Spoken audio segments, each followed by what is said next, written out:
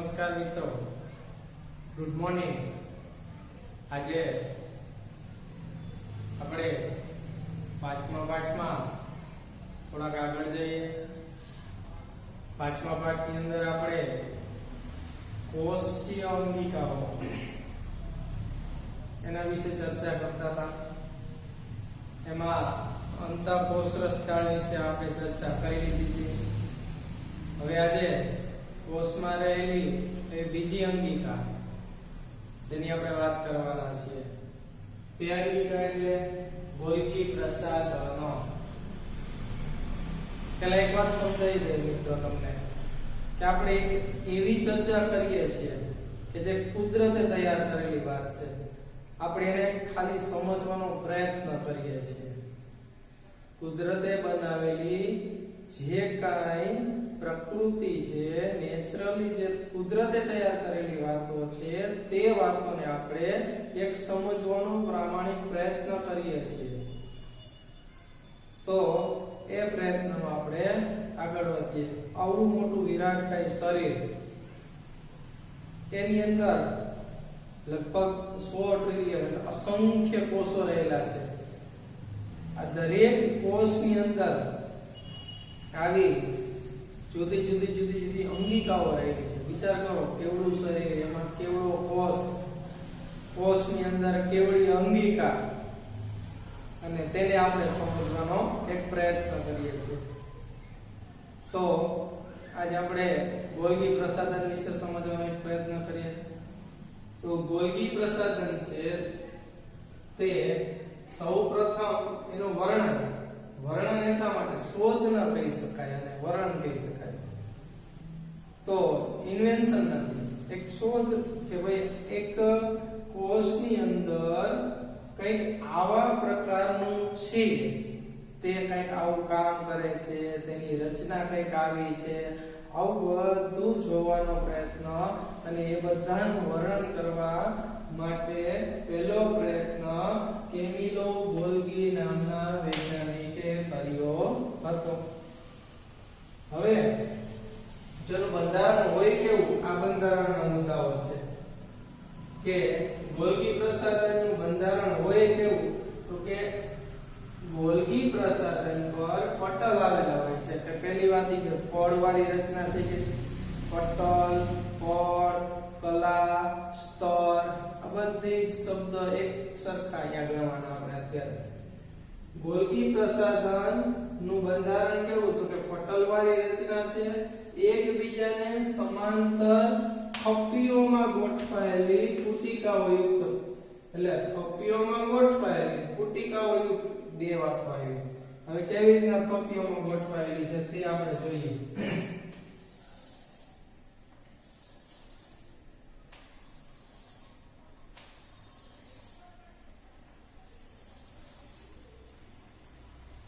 આપણે એક ખાલી સામાન્ય તમને ઉદાહરણ આપો કે એક ડીશ, એની ઉપર બીજી ડીશ, ત્રીજી ડીશ, ચોથી ડીશ, પાંચમી ડીશ, આમ ડીશ ઉપર ડીશ ગોઠવાઈ ગયો। બીજી વાત કરીએ આપણે મેળામાં જેલો કાકડી લઈ, કાકડી ફુગાવાળી, એની આની પહેલા આપણે વાત કરી, તો એક કાકડી, એના ઉપર બીજી, એના ઉપર ત્રીજી, એના ઉપર ચોથી, આવી એક રચના, એક આવા પ્રકારની રચના છે ગોલ્ગી પ્રસાધનની। થપ્પી કરેલી છે, 1 2 3 4 5, આમ થપ્પી લગાવેલી છે, અને એના બે છેડે પુટિકાઓ રહેલી છે। પુટિકાઓ એટલે આવા પ્રકારની રચનાઓ।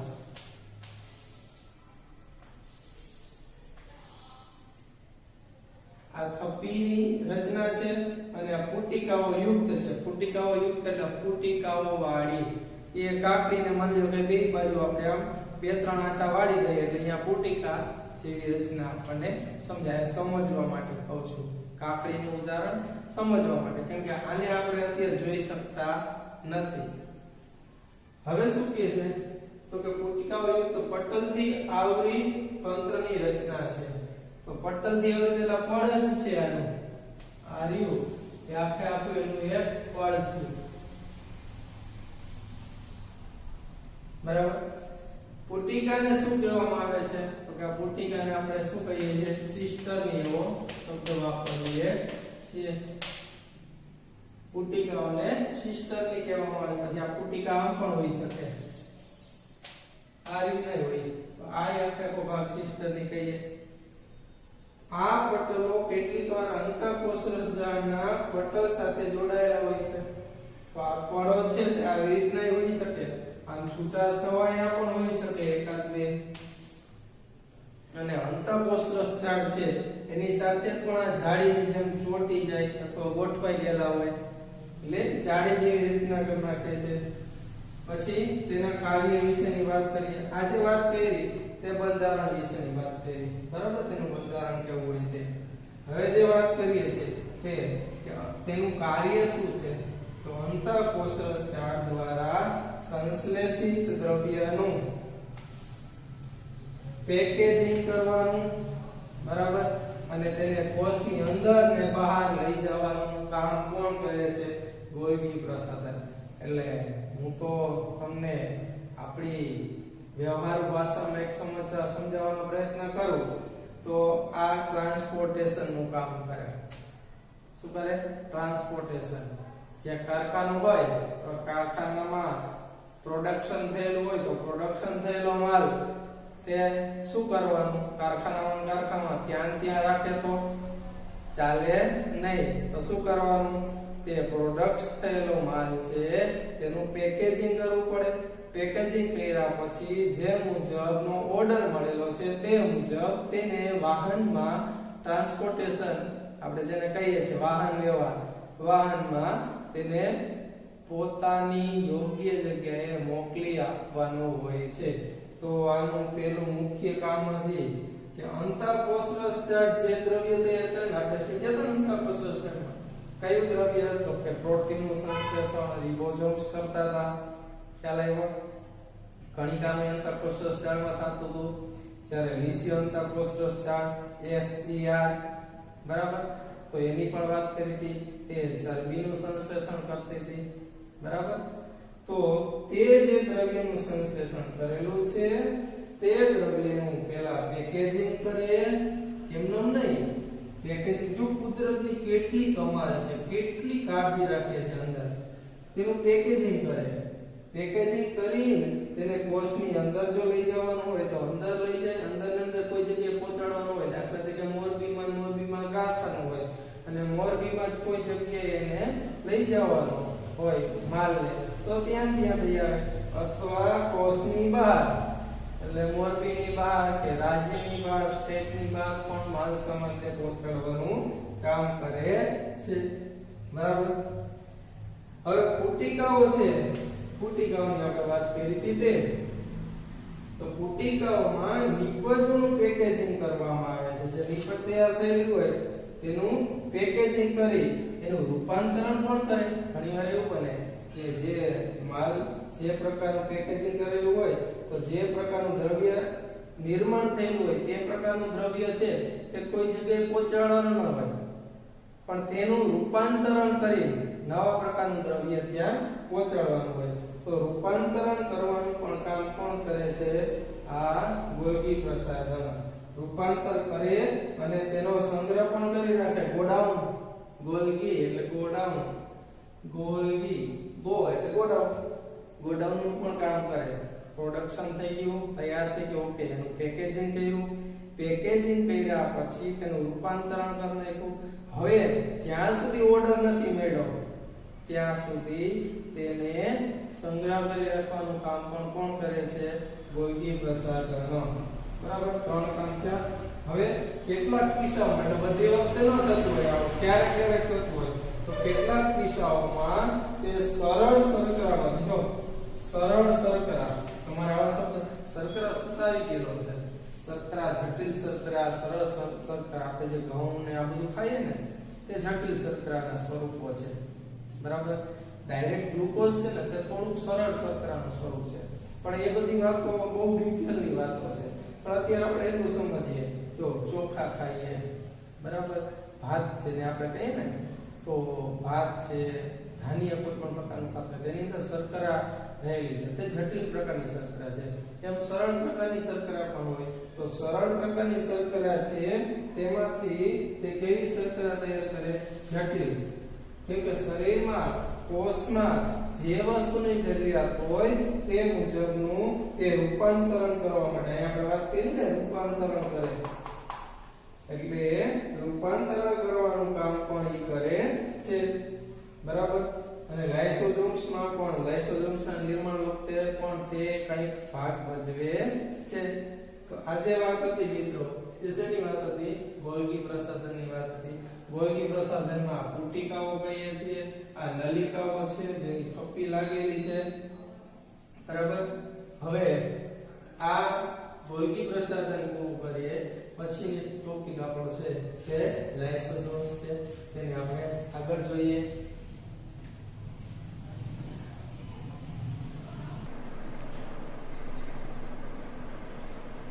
આપણે લાઇસોસોમ્સ વિશે વાત કરવાની છે.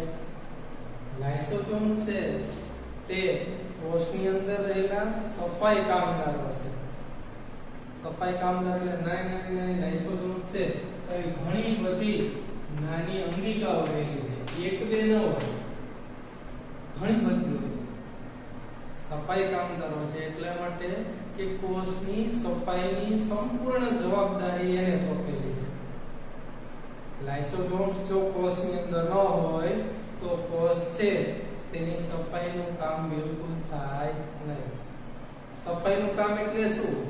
તો કે જ્યાં કામ થાય ત્યાં કચરો ઉત્પન્ન થાય. જ્યાં ઉત્પાદન હોય ત્યાં કચરો હોય જ. જો ઉત્પાદન જ ન હોય તો કચરાનો કોઈ સવાલ નથી. એમ કોષની અંદર પણ સતત ક્રિયા ચાલુ છે. ક્રિયા ચાલુ છે એટલે પ્રોડક્શન ચાલુ છે.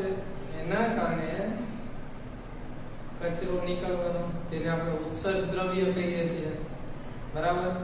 તો લાઇસોસોમ્સ એ કોષમાં ઉત્પન્ન થતા ઉત્સર્ગ દ્રવ્યને ત્યજવાનું કામ કરે એટલે કોષની બહાર તે ઉત્સર્ગ દ્રવ્ય બહાર કાઢવાનું કામ કોનું?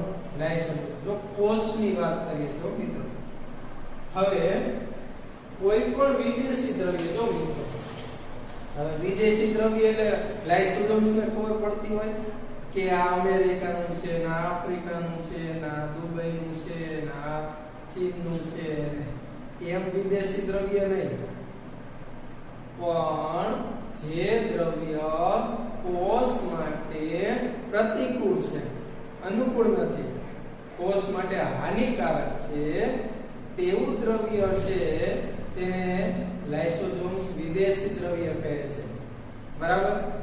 તો એટલા માટે વિદેશી દ્રવ્ય શબ્દ વાપરેલો છે કે કોઈ પણ વિદેશી દ્રવ્ય શરીરની અંદર કે કોષની અંદર દાખલ થાય તો ત્યારે લાઇસોસોમ્સ તૈયાર જ હોય.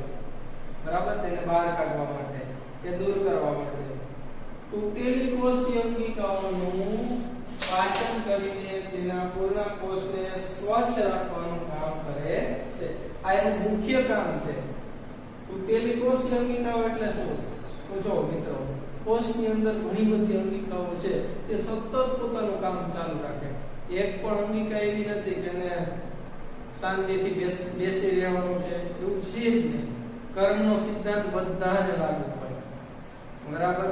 જેમ સજીવોને લાગુ પડે એમ સજીવની અંદર જે જીવંત કોષ છે ને એની અંદર રહેલી કોષીય અંગિકાઓ છે તેને પણ કર્મનો સિદ્ધાંત લાગુ પડે. એને પણ કામ કરવું જ પડે.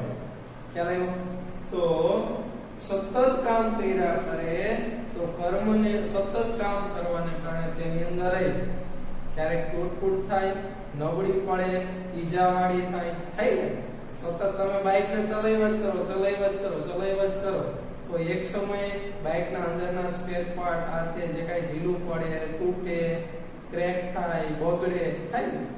તો એવું જ અહીંયા થાય. કોષની અંદર સતત અંગિકાઓ પોતાનું કામ કર્યા કરે તો તે અંગિકાઓ કામ કરે તો એ તૂટે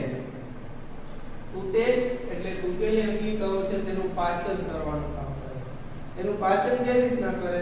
તો જો મિત્રો કોઈ પણ અંગિકા હોય, બરાબર, તો એ અંગિકા છે માની લો કે ગોલ્ગી પ્રસાધન કે કોઈ પણ અંગિકા છે તેના ઉપર લાઇસોસોમ્સ શું કરે ખબર છે મિત્રો?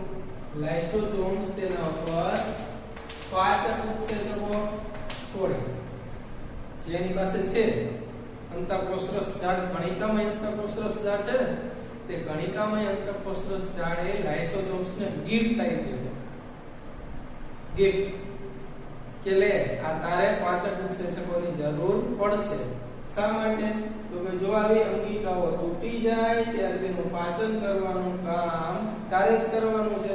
તો તારી પાસે પાચક ઉત્સેચકો નહીં હોય તો તું શું કરીશ? એટલા માટે આ લાઇસોસોમ્સ છે, આ અંગિકા તૂટેલી અંગિકા, તો એના ઉપર પાચક ઉત્સેચકો દ્વારા તે અંગિકાને પાચન કરવાનું કામ કરે છે. ઈ પાચન થઈ જાય એટલે ઉત્સર્જ દ્રવ્ય હોય, કચરો હોય, એ બહાર કાઢી નાખે એટલે કોષ ફરી પાછો સ્વચ્છ થઈ જાય. બેક્ટેરિયા આવી ગયા હોય બહારથી તોય તે બહાર કાઢવાનું કામ કરે. જૂની અંગિકાઓ થઈ ગઈ હોય, અંગિકાઓ હોય તો કઈ સતત કોષમાં અંગિકાઓ જુવાન ને જુવાન રહે. નાનું બાળક હોય 2-4 વર્ષ થાય આમ તો કોષ છે ને તે સતત ઘસાતા હોય.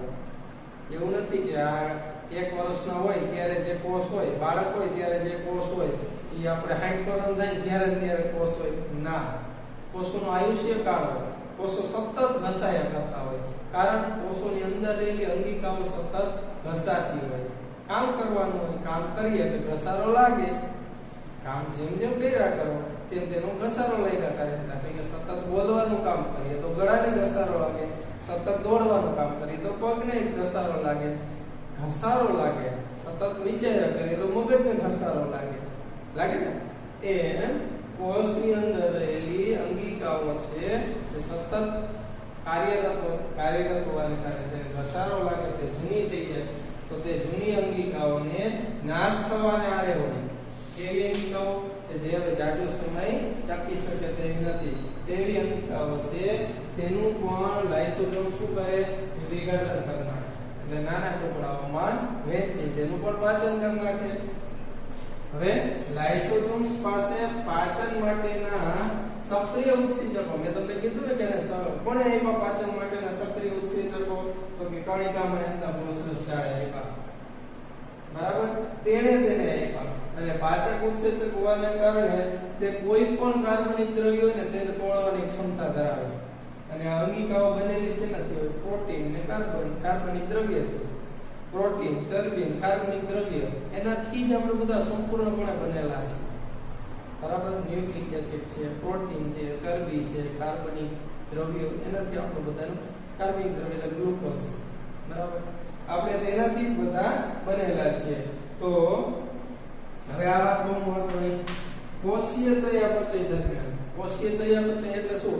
કોષમાં થતી રહેલી ક્રિયાઓ. કઈ ક્રિયાઓ? શ્વસનની ક્રિયા, ઉત્સર્જનની ક્રિયા, પાચનની ક્રિયા, આ ક્રિયાઓ, એ બધી ક્રિયાઓને ચયાપચયની ક્રિયા કહે. ચયાપચય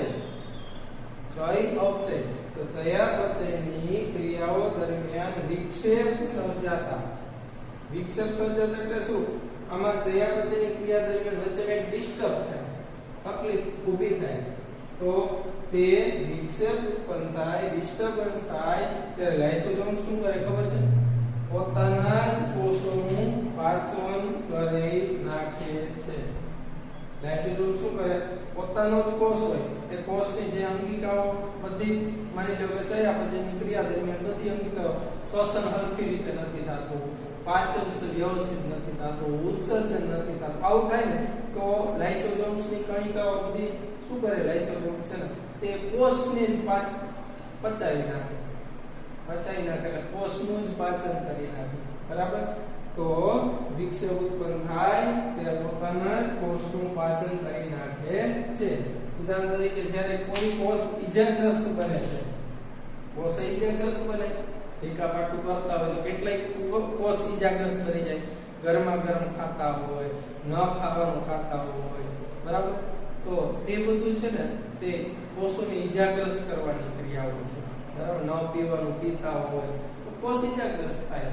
અને બિનજરૂરી દવાઓ અંદર નાખતા હોય, ઘણું બધું છે. કોષને ઈજાગ્રસ્ત કરવા માટેની ક્રિયાઓ આપણે ઘણી બધી કરતા હોય. તો કોષ ઈજાગ્રસ્ત બને છે ને ત્યારે લાઇસોસોમ્સ છે તે તૂટે. એ તૂટે એટલે એની અંદર લાઇસોસોમ્સ છે તે પાચક ઉત્સેચકોનો ખૂબ જ છે. ઈ જેવો ફૂટે એટલે એની અંદર રહેલા પાચક ઉત્સેચકો ધડામ દઈ નીચે પડશે. શેના પર પડશે? તો કે તે પોતાના જ ઉત્સેચકો દ્વારા પોતાના જ કોષોનું પાચન કરી નાખે છે. લાઇસોસોમ્સ પોતાના જ ઉત્સેચકોથી પોતાના જ કોષનું પાચન કરે એટલે શું? કોષની બધી અંગિકાઓનું પાચન કરે. કોષની અંગિકાઓ છે, કોષરસ છે, કોષ કેન્દ્ર છે, કોષરસ બધાનું પાચન કરી નાખે સંપૂર્ણપણે. એટલા માટે તેને લાઇસોસોમ્સ ને જો ખાસ મિત્રો વિકલ્પમાં 1 માર્કમાં ઘણી વાર પૂછાય છે કે કોષની આત્મઘાતી કોથળી કોને કહેવામાં? આત્મઘાતી. આત્મઘાતી એટલે શું? પોતાનું પૂરું કરી નાખે. બરાબર? તો તે આત્મઘાતી કોથળી એટલે પોતાના કોષનું પૂરું કરી નાખે અને સ્યુસાઇડેબલ બેગ કહેવાય. સ્યુસાઇડ કહીએ ને આપણે, આત્મહત્યા એટલે સ્યુસાઇડ. બરાબર? તો સ્યુસાઇડેબલ બેગ, તો આને આત્મઘાતી કોથળી કહેવામાં આવે. કોને?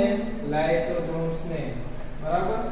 અને લાઇસોસોમ્સ છે કે આવૃત પટલીય કોથળીઓ છે. આપણે પહેલા જ વાત કરી, આ બંધારણ છે એનું કે આવૃત એટલે લાઇસોસોમ્સ છે એ પડવાળી, એના ઉપર પડ છે. બરાબર? પડવાળી કોથળીઓ છે. પટલીય એટલે પડવાળી કોથળીઓ છે. પણ કેવી કોથળીઓ છે? જે પોતાની અંદર પાચક ઉત્સેચકો ધરાવે છે. આ લાઇસોસોમ્સ ની અંદર અહીંયા શું હોય? પાચક ઉત્સેચકો આવેલા હોય. અને આ પછી લાઇસોસોમ્સ છે. બરાબર? પાચક ઉત્સેચકો ધરાવે છે. અને આ પાચક ઉત્સેચકો તેને ક્યાંથી મેળવે છે? કણિકામય અંતઃકોષરસ જાળ RE. બરાબર? તો આ વાત હતી તે લાઇસોસોમ્સ ની વાત હતી. હવે આપણે આનાથી આગળ જઈએ.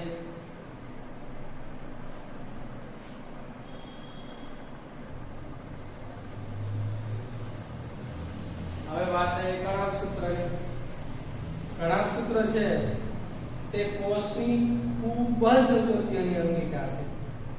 ખૂબ જ અગત્યની અંગિકા એટલા માટે કે કોષને જેટલી શક્તિની જરૂર છે ને તે બધી જ શક્તિ ક્યાં નિર્માણ થાય છે? તો કે શક્તિઘરમાં. શક્તિઘર એટલે કણાભ સૂત્ર. કણાભ સૂત્રની અંદર જે ઊર્જા કે શક્તિ નિર્માણ થાય છે તે શક્તિના પરિણામે જ કોષની અંદર બધી જ ક્રિયાઓ શક્ય બને છે. એટલા માટે જ કણાભ સૂત્રોને કોષના શક્તિઘર અથવા પાવર હાઉસ કહેવામાં આવે છે. આ પણ મિત્રો 1 માર્કમાં પૂછી શકાય કે કોષના પાવર હાઉસ કોને કહે છે અથવા કોષના શક્તિઘરો કોને કહે છે?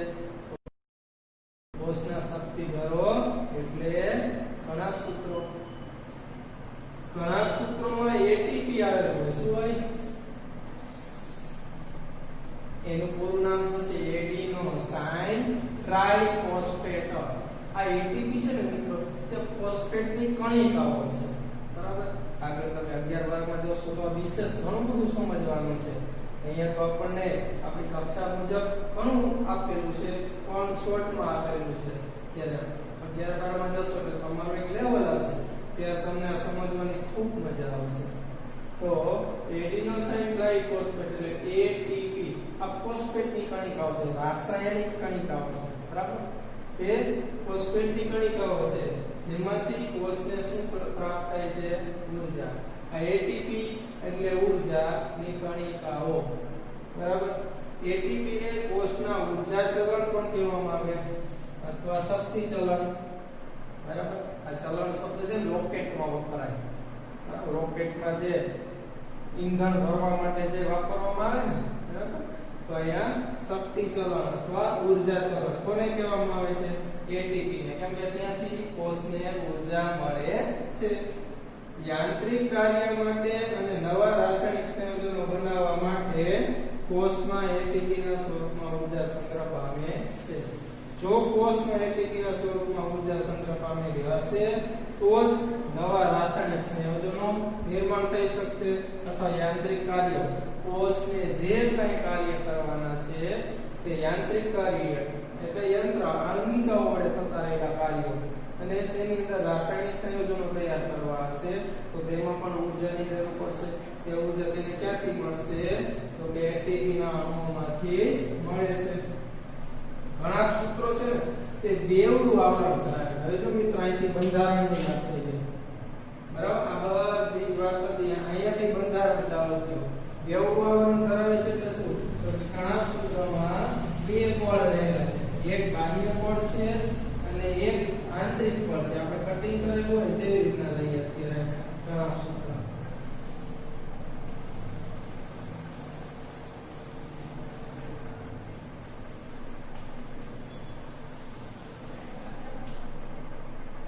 બરાબર ઘણા સૂત્ર છે તે બાહ્ય પળ છે અને આ આંતરિક પળ છે આ બાહ્ય અને આ આંતરિક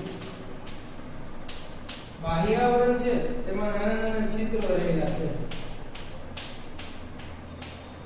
આપણે જેમ કોષ કેન્દ્ર પટલમાં જોયું તેમ ત્યારે આંતરિક આવરણ છે તે અમુક ગળી વાળેલું છે બરાબર ગળી વળેલી છે એટલે ગળી વાળો છે પણ તે કેવું છે અંતઃ આવરણ છે તે ઊંડા પ્રવર્ધો ધરાવે છે ઊંડા પ્રવર્ધો એટલે શું તો કે આની અંદર આવા નાના નાના રેસાઓ રહેલા હોય છે શું રહેલું છે રેસાઓ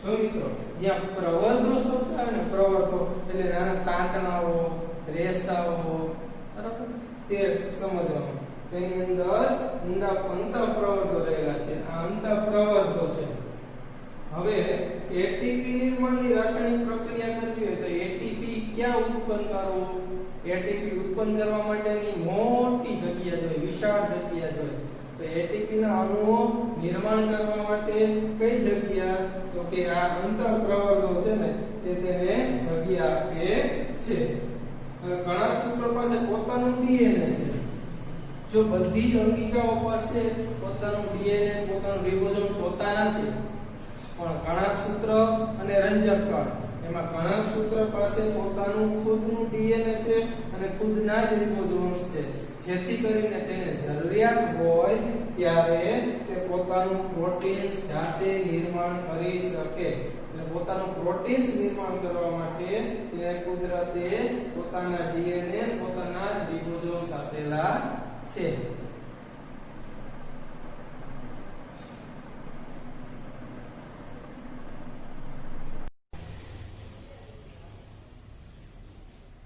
ચાલો મિત્રો રંજક કણો એટલે કે કોષની અંદર રહેલી અંગિકા આપણે અંગિકાઓનો અભ્યાસ કરીએ છીએ અત્યારે એમાં રંજક કણ છે તે એટલે શું તો તમને એક યાદ કરાવવા આવ્યો તમે હરિત કણ એવો શબ્દ સાંભળેલો હશે આ હરિત કણ એ જ રંજક કણ બરાબર જેને આપણે હરિત કણ કહેતા હતા એ હરિત કણ છે તે જ રંજક કણ છે રંજક કણ છે ને તે માત્ર વનસ્પતિ કોષોમાં જ જોવા મળે પ્રાણી કોષોમાં રંજક કણ હોતા નથી બરાબર વનસ્પતિઓમાં કલર હોય જુદા જુદા બરાબર લાલ છે ગુલાબી છે પીળો છે કેસરી છે સફેદ છે ખ્યાલ એવો લીલો છે એટલા માટે રંજક કણો છે તેના લીધે તેની અંદર એવા બધા રંગો છે જ્યારે પ્રાણીઓમાં તે રંજક કણ હોતા નથી તેના બે પ્રકાર છે રંજક કણના કેટલા પ્રકાર છે બે પ્રકાર એક રંગ કણો અને બીજા રંગહીન કણો અને બાયોલોજીની ભાષામાં આપણે કહીએ તો ક્રોમોપ્લાસ્ટિડ્સ અને લ્યુકોપ્લાસ્ટ તો આગળ જઈએ જો રંજક કણો ક્લોરોફિલ રંજક દ્રવ્ય ધરાવતા હોય જે આપણે શીખીને એ વાત એ રંજક કણોમાં જો ક્લોરોફિલ હોય ને તો તેને આપણે શું કહીએ છીએ હરિત કણ એટલે લીલા રંગનું દેખાય તેવું પણ તેનાથી આગળ જઈએ કે ફક્ત લીલા રંગનું દેખાય તેમ જ નહીં જો હરિત કણ છે તે શું કામ કરે પ્રકાશ સંશ્લેષણની પ્રક્રિયા માટે જવાબદાર છે જો હરિત કણ હોય તો જ પ્રકાશ સંશ્લેષણની પ્રક્રિયા વનસ્પતિ સારી રીતે કરી શકે હરિત કણ વગર પ્રકાશ સંશ્લેષણની પ્રક્રિયા વનસ્પતિ કરી શકતી નથી પણ હરિત કણો છે ને તે ક્લોરોફિલ તો ધરાવે એના સિવાય પણ પીળા કે નારંગી જે રંજક દ્રવ્યો પણ ધરાવે, એટલે વનસ્પતિના રંગો માટે આ જવાબદાર છે, બરાબર. ક્લોરોફિલ તો લીલા રંગનું હોય, પણ પીળા રંગના અને નારંગી રંગના રંજક દ્રવ્ય ધરાવે છે. જ્યારે રંગહીન કણોની વાત કરીએ, બરાબર છે, આ રંગ કણોની વાત કરીએ, અત્યારે જે વાત કરી આ મુદ્દાઓ તે રંગ કણોની વાત કરી. રંગહીન કણો લ્યુકોપ્લાસ્ટ, બરાબર. તો રંગહીન કણો છે તે પ્રાથમિક કક્ષાની અંગિકાઓ છે, વિકસિત નથી, ડેવલપ્ડ કહેવાય ને તેવા પ્રકારની નથી. તો રંગહીન કણોમાં શું હોય? સ્ટાર્ચ, ચરબી અને પ્રોટીન એનો સંગ્રહ કરવાનું કામ છે. એટલે ફળોમાં, ફૂલોમાં એની અંદર જે કઈ ખોરાક સંગ્રહ થતો રહેલો છે તેની પાછળનું કારણ કયા છે? આ રંગહીન કણો, બરાબર. તે રંગહીન કણો સ્ટાર્ચ, ચરબી અને પ્રોટીનનું સંગ્રહ કરવાનું ખૂબ મહત્વનું કામ કરે છે. રંજક કણના આંતરિક આયોજન, હવે આને બંધારણની વાત કરે છે. આ રીતે આંતરિક આયોજનમાં ઘણા બધા પટલીય સ્તરો દ્રવ્યમાં લટકતા આવેલા હોય છે, જેને સ્ટ્રોમા કે આધારક કહેવામાં આવે છે. આપણને અહીંયા પાઠ્યપુસ્તકમાં આકૃતિ આપેલી નથી, પણ છતાંય આપણે તે એકવાર સમજવાનો પ્રયત્ન કરીએ કે શું કહેવા માંગે છે તે. અને બેવડું આવરણ હોય, બરાબર. આને પણ બેવડું આવરણ, જે કણાભ સૂત્રમાં બેવડું આવરણ હોય તેમ આને પણ બેવડું આવરણ હોય. હવે તેની અંદર આ રીતના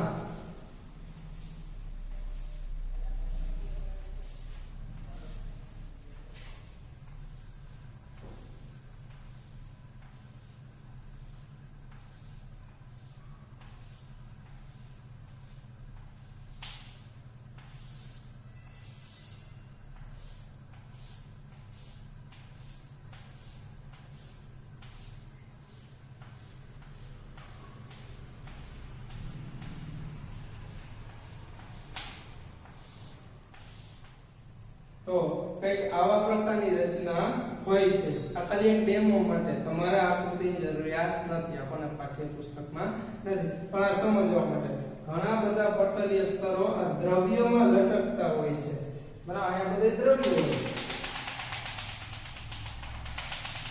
દ્રવ્ય હોય, તે દ્રવ્યની અંદર આ લટકતા હોય છે. તેને આપણે સ્ટ્રોમા અથવા આધારક અને સ્ટ્રોમા અથવા આધારક કહેવામાં આવે છે, બરાબર. પછી રંજક કણોની બાહ્ય સંરચના કણાભ સૂત્રને સમાન હોય છે. બાહ્ય સંરચના એટલે બહારનું પડ, બહારનું પડ જેવું કણાભ સૂત્રનું હોય તેવું જ કોનું હોય? રંજક કણનું હોય, બરાબર. તે બેવડું આવરણ ધરાવે, આ બેવડું આવરણ ધરાવે, બેવડું એટલે બે પડ હોય તે. રંજક કણો પણ પોતાના ડીએનએ અને રિબોસોમ્સ ધરાવે છે, કેમ કે આ અગત્યની અંગિકા છે, જેને જ્યારે જરૂરિયાત ઊભી થાય ત્યારે તે પોતાના પ્રોટીન્સ તૈયાર કરી શકે એટલા માટે. ચાલો હવે એક છેલ્લો ટોપિક છે રસધાનીઓ, તે પણ આપણે સમજી લઈએ.